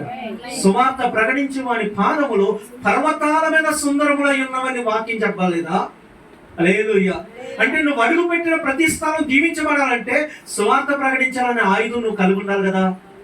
ఈరోజు నీ ఇల్లు అందంగా మారట్లేదంటే, నీ కుటుంబం చిందరవందరగా తయారవుతుందంటే సువార్త ప్రకటించకపోబట్టి, నలుగురికి దేవుని మాటలు చెప్పకపోబట్టి. ఆయుధం నీ దగ్గర లేదు. ప్రార్థన అనే ఆయుధం నీ దగ్గర లేకుండా చేస్తున్నాడు. నేటి కాలంలో ఒకప్పుడు ప్రార్థన అంటే మోకాలేసి, నిలువు మోకాలేసి, మోకాల కింద కండలు కట్టిన, గడ్డలు కట్టిన, రక్తాలు కారిన మోకాలు దిగలేదే ఒకప్పుడు. మరి ఈరోజు మోకాళ్ళు ఏమంటే ప్రార్థన అంటే ఎక్కడ కూర్చున్న వాళ్ళు అక్కడే కూర్చుంటున్నారు, కానీ మోకాళ్ళు వేసి ప్రార్థన చేసే విశ్వాసం ఎంతమంది ఉన్నారు? ఆలోచించండి. స్తోత్రం చెప్పండి. హల్లెలూయా. హల్లెలూయా. వాక్యం అంటే పరితపించే జీవితం నుంచి ఈరోజు వాక్యం ఏమైపోయింది? దేవుని బిడ్డలారా, ఈరోజు నీతి. అమ్మా, క్రైస్తవుడు అంటే అబద్ధం ఆడితే ప్రాణం పోయినట్టునేది ఒకప్పుడు రక్షణ తీసుకున్న కొత్తలో. ఇప్పుడు నోరు తెరిస్తే అబద్ధాలు. ఏమైపోయింది? ఆ నీతి అనే మైమరు, సత్యం అనే దట్టెడిపోయింది. సాతాను ఆయుధాలు లేకుండా చేస్తున్నాడు. సాతాను జయించగలిగిన ఆయుధం నీ దగ్గర లేకుండా చేస్తున్నాడు. ప్రభుకి స్తోత్రం చెప్పండి. హల్లెలూయా. ఇవన్నీ తంత్రాలండి, సాతాను గడి తంత్రాలు. నీకు అర్థం కావట్లా. నువ్వు ప్రార్థన, నీకు నీ సంఘంలో ప్రార్థన కరువైపోతుందంటే సాతాను నీ మీద బలంగా యుద్ధానికి వాడు నీకు ప్రార్థన దూరం చేస్తున్నాడు, వాక్యం దూరం చేస్తున్నాడు, సహవాసాన్ని, సంఘాన్ని దూరం చేస్తున్నాడు.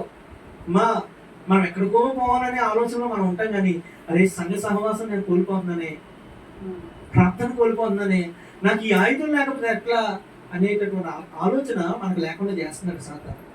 హల్లెలూయా. స్తోత్రం చెప్పండి. ఒక చిన్న మాట చెప్పి వాక్యాన్ని ముగిస్తాను. ఎవరిని మనం చదివినటువంటి మాటల్లో ఒక చిన్న మాట ఆల్రెడీ నేను ముందు కూడా నేను జ్ఞాపకం చేశాను, కానీ మరొకసారి సందర్భం వచ్చింది కాబట్టి 2వ దినవృత్తాంతాల గ్రంథం 32వ అధ్యాయం 5వ వచనంలో అక్కడ రాయబడినటువంటి మాటల్లో ఈరోజు ఒక చిన్న మాట సంఘ సహవాసం గురించి ఒక చిన్న మాటను 5వ అధ్యాయము 5వ వచనం, 2వ దినవృత్తాంతం 32 5వ వచనంలో ఇక్కడ చేసినటువంటి మాట, రాజు ధైర్యం తెచ్చుకొని పాడైన గోడ యావత్తు కట్టించి గోపురముల వరకు దాన్ని ఎత్తి చేయించి బయట మరి యొక్క గోడ కట్టించాను. ఎంతమంది గుర్తుంది ఈ వాక్యం? ఇంతకుముందు నేను చెప్పాను. అమ్మా, ఎంతమంది గుర్తుంది? బయట మరి యొక్క గోడ అంటే దేనికి గుర్తు అని చెప్పాను? మన ఆత్మీయ జీవితం, ప్రార్థన జీవితానికి గుర్తు. ఇప్పుడు గోడ బాగు చేయించాడు, దాన్ని ఎత్తి చేయించాడు అంటే నీ ఆత్మీయ జీవితం బాగు చేసుకోవాలి, ఆత్మీయ జీవితం యొక్క సమయాన్ని పెంచుకోవాలి. హల్లెలూయా. బయట మరొక గోడ, అది దేనికి గుర్తు అని చెప్పాను? అవండి సపోర్ట్, సంఘం. బయట గోడ దేనికంటే సంఘానికి గుర్తు. హల్లెలూయా. హిజ్కియా ఇదిగో సాతాను కుతంత్రాలు పట్టుకొని వస్తే భక్తుడని హిజ్కియా ఏం చేస్తున్నాడు తెలుసా? తన గోడలు కట్టుకొని, భక్తిని కట్టుకొని, ప్రార్థన కట్టుకొని బయట ఇంకో గోడను కట్టాడు. ఆ ఇంకో గోడే ప్రార్థన, సంఘ సహవాసం. హల్లెలూయా. ఈరోజు నువ్వు సింగిల్ గా నిలబడితే ఎవడైనా నేను జయించగలడు. అదే నీ ముందు సంఘం నిలబడితే ఎవండి మత్తయి సువార్త 16వ అధ్యాయము 16 నుంచి 18 వచనాల్లో రాయబడి ఉంటది, ఈ బండ మీద నా సంఘం కట్టుదును, దాని ఎదుట పాతాళ లోక ద్వారాలు నిలవనేరవు అని చెప్పినటువంటి దేవుడు. హల్లెలూయా. దేవుడు బిడ్డలారా, ఇదిగో అమ్మా, ఇది నీవైతే, ఎవరు వింటున్నారా? ఇది నీవైతే, ఇది సంఘం అయితే, దేవుని బిడ్డలారా, ఈ 2 గోడల మధ్యలో అమ్మా దీన్ని దాటుకొని రావడం సాతాను వల్ల. చూడండి, అర్థమైందా? ఇదేమో నువ్వు, ఇదేమో సంఘం. ఇప్పుడు 2 గోడలు, నీ గోడ కట్టుకున్నావు, చక్కగా బాగు చేసుకున్నావు. ఇక్కడ సంఘం యొక్క సహవాసం నీకు ఉండాలి, సంఘ ప్రార్థన నీకు ఉన్నప్పుడు సాతాను గాడు ఒకవేళ లోపలికి రావాలని చూస్తే ఈ గోడను దాటి ఎక్కడ పడతాడు? అమ్మ, ఎక్కడ? మధ్యలో పడతాడు. ఆడు వెనకెళ్ళలేడు, ముందుకు రాలేడు. బతికినంత కాలం ఈ మధ్యలో పడి తిండి తిప్పలేక సావడం తప్ప నిన్ను ముట్టను కూడా చెప్పండి ముట్టలేడు. హల్లెలూయా. అందుకనే సంఘ సహవాసం అనేది చాలా ప్రాముఖ్యం.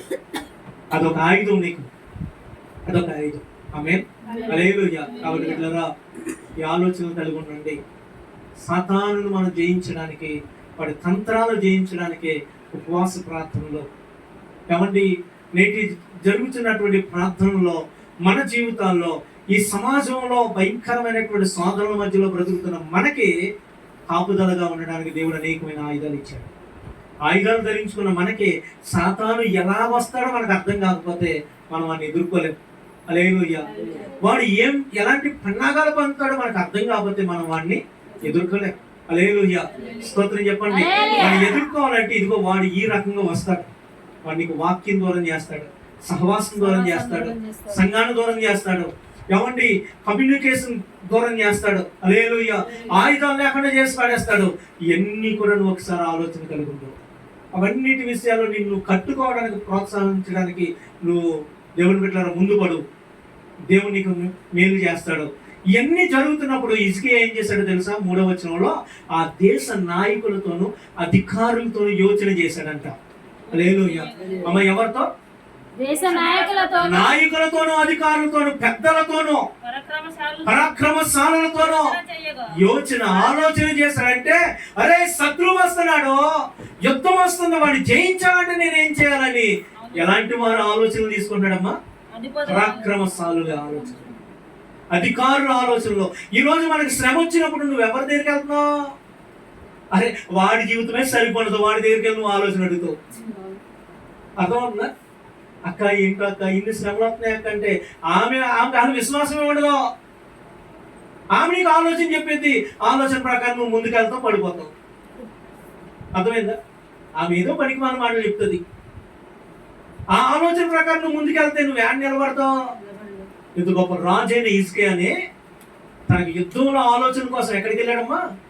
పరాక్రమశాలుల దగ్గరికి వెళ్ళాడు, అధికారుల దగ్గరికి వెళ్ళాడు, మంచి ఆలోచన చెప్పగల వారి దగ్గరికి వెళ్ళాడు. ఈరోజు నీ కుటుంబంలో సాతానిక శోధన ఉన్నప్పుడు ఎవరి దగ్గర పడితే వాడి దగ్గర నువ్వు ఆలోచన అడగడానికి వీల్లేదు. ఆత్మీయంగా ఎదిగిన వాళ్ళ దగ్గర, విశ్వాసంలో స్థిరపడిన వాళ్ళ దగ్గర, సేవకుల దగ్గర నువ్వు ఆలోచన అడగాల. అన్నా ఎలా ఉందో పరిస్థితి, అక్క ఎలా ఉందో పరిస్థితి, ఏం చేయాలి నాకు ఏం అర్థం కావట్లేదు, నేను కొత్తగా దేవుళ్ళలోకి వచ్చాను, కొత్తగా ప్రభువుని నమ్ముకున్నాను, నాకు ఏం అర్థం కావట్లేదని నువ్వు వారి దగ్గరికి వెళ్ళి ఆలోచన అడిగితే వారి అనుభవాల్లోంచి నీతో మాట్లాడతారు, వారి వాక్యంలోంచి నీతో మాట్లాడతారు. దేవుడు ఎలాగ ఎంతమందిని ఎలా బ్రతికించాడో, ఎలాగ నిలబెట్టుకున్నాడో వారు నీకు చెప్తారు. అప్పుడు నువ్వు నిలబడగలుగుతావు, అప్పుడు నువ్వు ధైర్యం తెచ్చుకోగలుగుతావు. హల్లెలూయా. వాడిని ఎదిరించడానికి అప్పుడు నీకు బలం వస్తుంది. అంతేగాని కాబట్టి భక్తి జీవితంలో అట్టడుగు స్థాయిలో ఉన్నవాడి దగ్గరికి వెళ్ళి ఆలోచన అడిగితే ఏం చెప్తాడు? ఇప్పుడు అమ్మా 10వ తరగతి ఫెయిల్ అయిపోయిన వాడి దగ్గరికి వెళ్ళి ఇంటర్మీడియట్ వాడు నాకు చూసిన చెప్పరని అడుగుతాడా? అట్లట్లేదు. అరే ఈడ 10వ తరగతి ఫెయిల్, నీకేం చూసిన చెప్తాడు? చెప్పలేడు. అవునా కదా? అలాగే భక్తి జీవితంలో సరైన ఆలోచన లేను, ఆమె ఎన్నడూ ప్రార్థన చేయదు, ఆమె చెప్పిందంటే ఇవి నడిసిద్దంట. ఆమె ఎన్నడూ పట్టుమని 10 అధ్యాయాలు బైబిల్ చదివిన దాఖలు లేవు ఆమె జీవితంలో. ఆమె దగ్గరికి వెళ్ళి ఈమె ఆలోచన అడిగిద్దంట. ఏంటి విచిత్రంగా లేదా? విచిత్రంగా లేదా? నీ జీవితంలో నువ్వు వాడిని ఎదుర్కోవడానికి నీకు మంచి ఆలోచన కావాలి, నీకు అవగాహన కావాలి, ఆయుధాలు కావాలి, వాక్యం కావాలి, ప్రార్థన కావాలి, సంఘ సహవాసం కావాలి. వీటన్నిటికన్నా మించి సరైన నడిపింపు నీకు కావాలి. ఒక నాయకుడు కావాలి. సరైన నాయకత్వం కింద నువ్వు ఉండాలి. కష్టమైన నష్టమైన ఒక నాయకత్వం కింద నువ్వు ఉండాలి. ఆ రోజు చదువులు బాగున్నాయి, ఈ రోజు చదువులు బాగలేదు. కారణం ఏంటి? సరైన నాయకత్వం లేక. సరైన నాయకత్వం లేదు. ఆ నాయకుడికి సరైన అధికారం లేదు. సరైనటువంటి టీచర్స్ ఉన్నారు కానీ వాళ్ళకి అధికారం లేదు. మన శ్రీకాకుళం జిల్లాలో ఒక హెడ్ మాస్టర్ పిల్లల పట్ల గుంజలు తీశాడు, తెలుసా? యూట్యూబ్ లో వచ్చినాయి. స్టేజ్ మీద ఎవరిని ప్లడ్జ్ జరిగే సమయంలో, అరే మిమ్మల్ని పట్టడానికి నాకు అధికారం ఇవ్వలేదు గవర్నమెంట్, మిమ్మల్ని తిట్టడానికి అధికారం ఇవ్వలేదు నాకు గవర్నమెంట్, ఇక మీ జీవితాలు ఆగమైపోతుంటే నాకేం చేయాలో అర్థం కావట్లా. ఒక ఉపాధ్యాయుడిగా ఉండి, ఒక బోధించేవాడిగా ఉండి నేనే తప్పు చేశాను అనుకొని మీ పక్షంగా నేను గుంజీలు చేస్తున్నానని గుంజీలు తీసి పిల్లలందరి ఎదుట సాగిలు పడి వాళ్ళ కాళ్ళకి దండం పెట్టి ఎంత ఘోరమో తెలుసా? ఈరోజు దేవుడు బిడ్డ నీ బ్రతుకు బాగుండాలంటే నీ పైన ఉన్న నాయకుడికి నీ జీవితం మీద అధికారం ఇవ్వాలా, నీ కుటుంబం మీద అధికారం ఇవ్వాలా, వాళ్ళ ఆలోచన ప్రకారం నువ్వు నడవాలా. టీచర్ కొట్టింది. దేవుడు బిడ్డ ఎంత దారుణమో తెలుసా? ఆ రోజు తప్పు చేస్తే బెత్తం వాడేవారు టీచరు. కాబట్టి పిల్లలు భయంతో చదివేవాళ్ళు, భయంతో చదివేవాళ్ళు. ఈ రోజు టీచర్లే భయపడతారు. ఆ రోజు సేవకుడు అంటే గడగడలాడేది సంఘం. ఈరోజు సేవకులు మాట ఇంకోడు వస్తాడు, నీకు రాకపోతే నా కోసం ఎంతమంది తిరుగుతున్నారు తెలుసా? ఒక కోటానికి పోతే అక్క మా చర్చికి రాకని మా బుట్టలో గేల వేసే వాళ్ళు ఎంతమంది ఉన్నారు తెలుసా? ఏలో ఏట్లోకి వెళ్ళి అక్కడ ఏరు గేలం. అమ్మా ఈ జాలర్లో మిమ్మల్ని మనుషులు పెట్టే జాలరుగా చేస్తానన్నాడు కదా దేవుడు. ఆ మనుషులు పట్టడానికి ఎక్కడికి వెళ్ళేయాలి గేలం? లోకంలోకి వెళ్ళి నశించిపోతున్న వారి మధ్యలోకి వెళ్ళి జాల వేసి వారికి స్వార్థ చెప్పి ప్రకటించుకొని వారు మార్చాడు. కానీ నేటి కాలంలో జాలర్లు ఉన్నారు కొంతమంది. వాళ్ళు సంఘాల్లో గాలాలు వేస్తున్నారు. ఈ సంఘం నుంచి 5, ఆ సంఘం నుంచి 5, ఇంకో సంఘం నుంచి 5, ఒక 50 మంది పెట్టి సంఘం. ఇప్పుడు ఈ విశ్వాసం ఏమవుతుంది? నా కోసం 10 మంది పాస్టర్లు వస్తున్నాడు, ఇంకా గర్వం. నన్ను రమ్మని 10 మంది ఆహ్వానిస్తున్నారు, నువ్వు కాకపోతే 10 మంది ఉన్నారు పాస్టర్. నీతో నాకు సంబంధం ఏంది? అధికారం లేదు. సేవకుడు భయంగా సేవ చేస్తే నిన్నేం సరి చేస్తాడు? నీకేం బుద్ధి చెప్తాడు? నిన్నేం సరైన మార్గంలో నిన్నేం నడిపిస్తాడు అన్న? అవునా కదా? అవునా కదా? దేవుని బిడ్డ, సరైన నాయకత్వం నీకు ఉండాలా, సరైన ఆలోచనగా నువ్వు నడవాలా, సరైనటువంటి అధికారం నీ పైన ఉన్నటువంటి సేవకుడికి, నీ పైన ఉన్న టీచర్కి సరైన అధికారం ఇచ్చినప్పుడు నిన్ను ఒక దెబ్బ కొట్టైన మంచి మార్గంలో నడిపిస్తాడు. నీ జీవితాన్ని చక్కగా నడిపించి చూపిస్తాడు. అప్పుడు నిన్ను ఒక ప్రయోజకుడిగా మారుస్తాడు. ఎంత కష్టం వచ్చినా తట్టుకోగలిగినటువంటి శక్తిని నువ్వు పొందుకుంటావు. ఆమేన్. హల్లెలూయా. అట్టి కృప దేవుడు మనకు దయచేయను గాక. నీకు వచ్చే ప్రతి శ్రమల్లో ఈ మాత్రం మర్చిపోకు, వాక్యం నీకు సరిగ్గా ఉందా లేదా? అమ్మా, నీకు సరైన సంఘ సహవాసం నీకు ఉందా లేదా? మూడవది, నీ దగ్గర దేవుడిచ్చినటువంటి ఆయుధాలు నీ జీవితంలో నువ్వు కలిగి ఉన్నావా లేదా? ఈ గమనించు. నాలుగవది, నువ్వు ఎవరి దగ్గర ఆలోచన చేస్తున్నావు? నీ కష్టంలో ఎవరి దగ్గర పరిగెత్తాలో నీకు తెలియకపోతే ఎందుకు? ఎక్కడికి వెళ్ళి నువ్వు ఆలోచన చేయాలి నీకు తెలియకపోతే ఎందుకు? ఈ విషయాలన్నీ గమనించండి. అవన్నీ నువ్వు సరిగ్గా లేకపోతే నువ్వు జయించలేవు అపవాదిని, నువ్వు జయించలేవు సాతాను యొక్క శోధనను. హల్లెలూయా. దేవునికి స్తోత్రం.